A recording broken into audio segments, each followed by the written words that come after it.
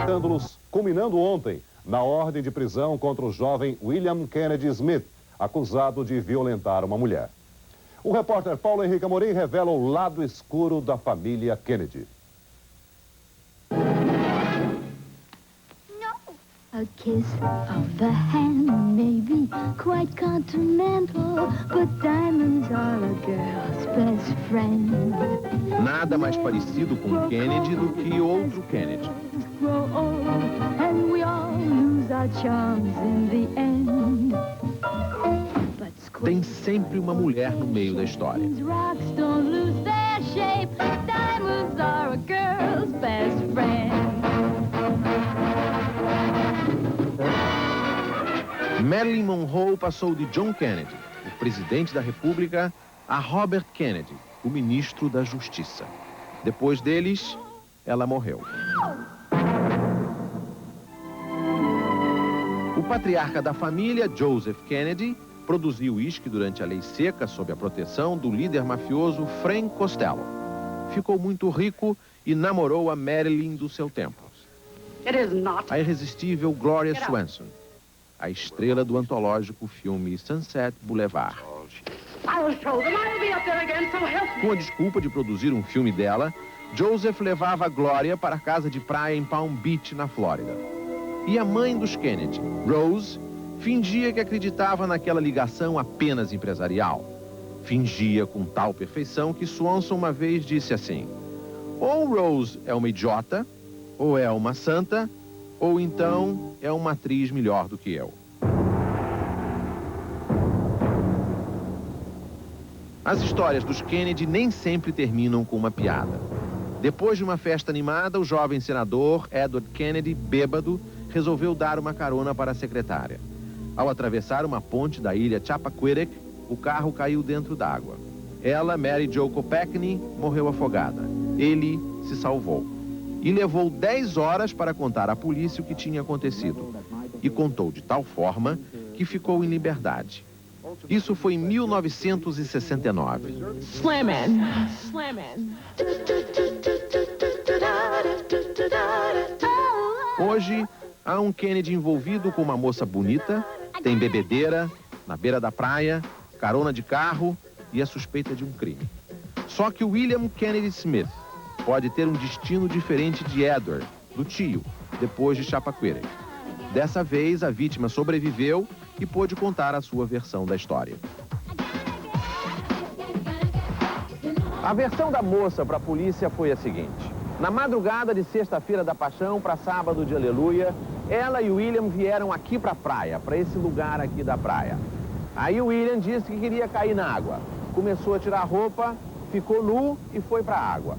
Ela não gostou da história e andou nessa direção, passou por aquela porta para ir para casa. Quando o William percebeu que ela estava indo embora, ele saiu correndo da água, nu, passou por aqui, atravessou aquela porta e foi encontrar com ela na beira da piscina. E na beira da piscina, o William estuprou a moça. Todo milionário americano que se preza tem uma casa de praia em Palm Beach, perto de Miami, mas sem a confusão de Miami. É o paraíso tropical com a mais alta renda per capita do mundo. A maior rua comercial tem, uma ao lado da outra, como se fosse a coisa mais comum, algumas das lojas mais caras de Nova York e Paris. Nenhum escândalo com a família Kennedy, ocorrido logo ali na beira da praia, consegue transtornar a vida de Palm Beach. A delegacia policial parece uma boutique. E o porta-voz da polícia, Craig Gunkel, me contou que os Kennedy não são nem mais nem menos que os outros milionários da cidade. Eu perguntei como é que a polícia chegou à conclusão de que William tinha estuprado a moça. Isso é sigilo, ele disse. Mas Craig não tem a menor dúvida. Houve um crime. Eu perguntei se a família Kennedy, tão poderosa, não tinha atrasado o início das investigações da polícia. Ele não gostou da pergunta, mas jurou que não recebeu pressão nenhuma dos Kennedy. A jovem estava indignada. Claro que a moça foi estuprada. Não há nenhuma dúvida. Os Kennedys acham que vão se livrar disso só porque têm dinheiro, ela disse. A gerente de uma joalheria é mais cética. Ela acha que a jovem sabia exatamente o que ia encontrar àquela hora da noite na beira da praia. Os três Kennedy tinham ido passar a Semana Santa em Palm Beach. Uma noite, foram para o bar mais badalado da cidade. Beberam. O pai e o filho, Patrick, que é deputado estadual em Rhode Island, queriam voltar para casa. Estavam sem carro e pediram carona a uma moça, Michelle Cassoni, garçonete de um restaurante vizinho, e foram embora. Em casa, o senador tirou as calças e foi para a sala vestido numa camiseta comprida. Não falou nada, virou as costas e foi dormir. Michelle ouviu uns barulhos numa sala ao lado, mas não viu ninguém. Deu uns beijinhos em Patrick e foi para casa, segundo o depoimento dela à polícia. Um repórter tentou desmascará-la, mostrando que ela tinha posado nua para uma revista de segunda classe. Mas até aí tudo bem. O problema foi com a outra moça. Ela tem 29 anos, é mãe de uma menina de 2 anos, é solteira e enteada de um industrial rico. Dirigindo o próprio carro, ela aceitou o convite para ir ao número 1095 do Boulevard Oceano Norte.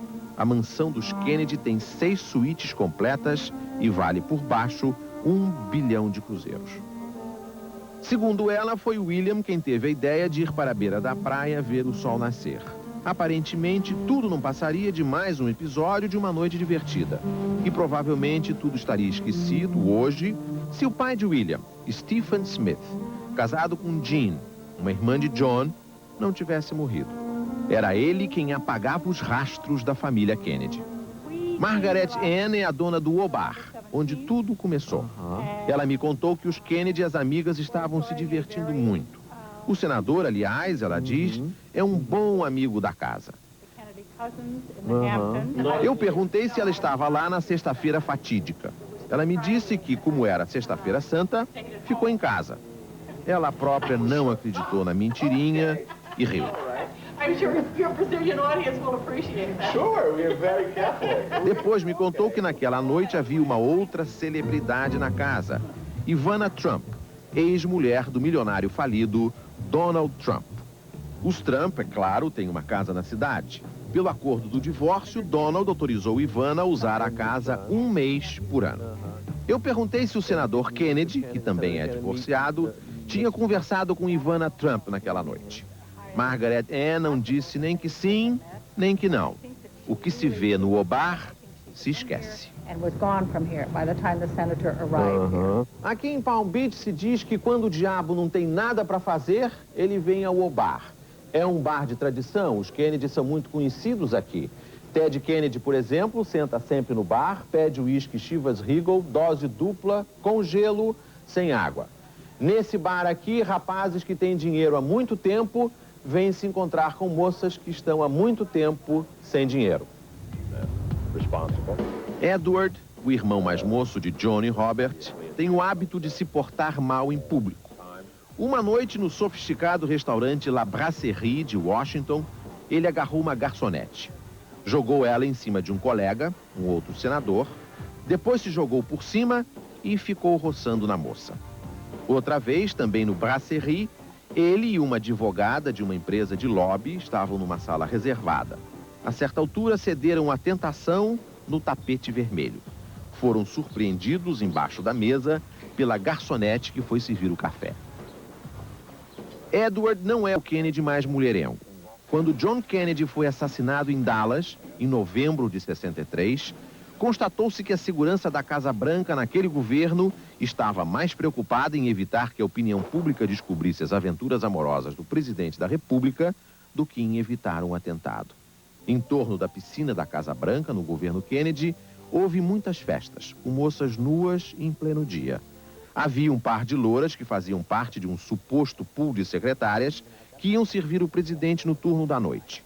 Jacqueline Kennedy chamava elas de as cadelinhas favoritas da Casa Branca. Kim Novak, a deslumbrante Angie Dickinson e Jane Mansfield, também conhecida como o Busto. Todas essas faziam parte do elenco das festas na Casa Branca. Quem se encarregava de reuni-las e apresentá-las ao presidente da República era quem? Frank Sinatra. John Kennedy tinha um ponto fraco. Gostava de sexo em grupo, de festinhas. Na Casa Branca, ou no apartamento de amigos à beira do rio Potomac, que corta Washington. Na noite do dia em que ele tomou posse, 20 de janeiro de 1961, quando a América parecia estar coroando um rei, na noite desse dia, o presidente, já empossado, foi comemorar com uma exclusiva festa de sexo em grupo, fora da Casa Branca. A essa altura, o casamento com Jacqueline, que preenchia a imaginação de todas as jovens americanas, era a plebeia que encontrou o príncipe encantado. Mas quando eles chegaram à Casa Branca, o casamento era apenas uma sessão de fotografia. Como disse um amigo, Jacqueline vagava pela Casa Branca como se fosse a única sobrevivente de um desastre de avião. Um dia, Jacqueline encontrou uma peça íntima de mulher no próprio quarto e fez questão de entregar ao marido, dizendo: "Toma, não é o meu tamanho." A seguir, triângulo amoroso na Casa Branca. Marilyn Monroe pula da cama do presidente Kennedy para... Madison, aqui em Nova York, tinha a suíte presidencial sempre pronta para receber o presidente John Kennedy. Diziam até que havia uma ligação entre o Carlyle e uma estação de metrô que fica aqui perto, mas ninguém nunca viu isso. O presidente, quando vinha a Nova York, vinha ao Carlyle. E Marilyn Monroe estava na suíte esperando por ele. Ela mandava abrir uma garrafa de champanhe francesa Dom Pérignon, passava o perfume Chanel número 5, se vestia num casaco de peles, nua por baixo e de sapato alto. Quem servia de menino de recados entre John Kennedy e Marilyn era o ator Peter Lawford, casado com uma Kennedy. John sempre foi tarado por Marilyn. Uma vez, ele ainda era senador, ele teve que fazer uma cirurgia por causa de uma dor nas costas e mandou pregar na parede em frente à cama do hospital esse pôster de Marilyn de short azul claro. Só que ele mandou colocar o pôster de cabeça para baixo. A relação entre os dois se tornou pública numa festa de aniversário do presidente, celebrada no Madison Square Garden, em Nova York. Jacqueline preferiu não ir. Peter Lawford chamou Marilyn ao palco. Ela mal podia andar. O vestido era muito apertado. Deu um suspiro e cantou "Feliz Aniversário, Presidente."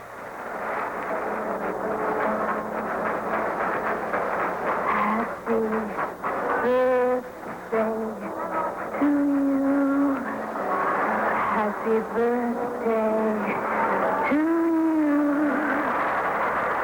Happy birthday, Mr. President. O vestido tinha sido costurado à mão no corpo. Como de hábito, Marilyn não estava usando nenhuma roupa de baixo. Jamais se imaginou que Parabéns pra Você pudesse ser uma canção erótica. Veio o bolo e o presidente agradeceu. Depois de ouvir essa voz, posso me aposentar, ele disse.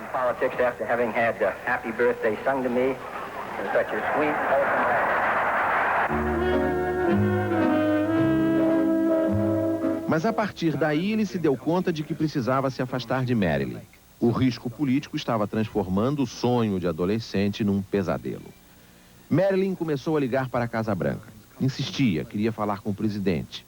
Até que um dia o presidente resolveu mandar o irmão, o ministro da Justiça, avisar que o caso tinha acabado. Acabou com John e começou com Robert. Os dois se apaixonaram. Uma amiga diz que Marilyn, em John, admirava o corpo, em Robert, a alma. Mas Ethel, a mulher de Robert, resolveu preservar a alma e o corpo do marido. Pressionou e ele mandou Lawford avisar que era o fim. Marilyn não se conformou. Bebia muito, tomava bolinha para dormir e ligava para o Ministério da Justiça. Ameaçou fazer uma chantagem com umas gravações. Um dia, Robert foi à Califórnia e se encontrou com Marilyn para dizer que estava tudo acabado. Naquela noite, Marilyn morreu. No atestado de óbito, a indicação de que ela tinha tomado drogas pouco antes de morrer. Um ex-marido, o jogador de beisebol Joe DiMaggio, não deixou Lawford ir ao enterro. As mulheres dos Kennedy não costumam ter um final feliz.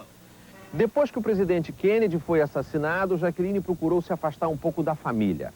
O máximo que ela fazia era vir passar o Natal aqui na casa de Palm Beach. Ela não aguentava mais carregar o peso do nome Kennedy. Jacqueline foi uma viúva virtuosa, mas casou com o que havia de mais diferente de um Kennedy: o milionário e armador grego Aristóteles Onassis. Os americanos ficaram chocados. Ele não tinha o ar aristocrático de um Kennedy. E a própria Jacqueline não era mais a mesma quando trocou Palm Beach pelas praias gregas do Mediterrâneo. Ela andou aparecendo nua numas fotos, mas a família Kennedy sumiu com todos os negativos disponíveis nos Estados Unidos. Também se diz que a família se apropriou das gravações dos últimos telefonemas de Marilyn. O porteiro desse hotel em Palm Beach, ele se chama Hotel Brasileiro, me contou que alguém, provavelmente alguém da família, comprou por 3 milhões de cruzeiros tudo que estava naquele quarto lá em cima atrás das folhas. Objetos e roupa de cama usados numa noite de 1984, quando foi encontrado ali o corpo de David Kennedy, de 28 anos. Ele era filho de Robert Kennedy. Ele se hospedou no final da tarde e foi para o bar. Bebeu muito, subiu para o quarto e usou cocaína. Foi encontrado de manhã pela camareira. Tinha morrido de overdose. 2 anos antes, um irmão dele, que tem o nome do pai, Robert, foi preso como viciado em heroína. Os americanos costumam dizer que os Kennedy são perseguidos por uma maldição, como se os Kennedy não tivessem nada a ver com o que acontece com os Kennedy e as vítimas dos Kennedy. Mas nem as tragédias, nem os escândalos apagam da imaginação dos americanos a ideia de que os Kennedy parecem ter nascido com a lenda do rei Arthur. Se os americanos fizessem um plebiscito e preferissem viver numa monarquia, a família real seria a família Kennedy. Para os americanos, eles são bonitos, são ricos, têm classe e quase não pecam.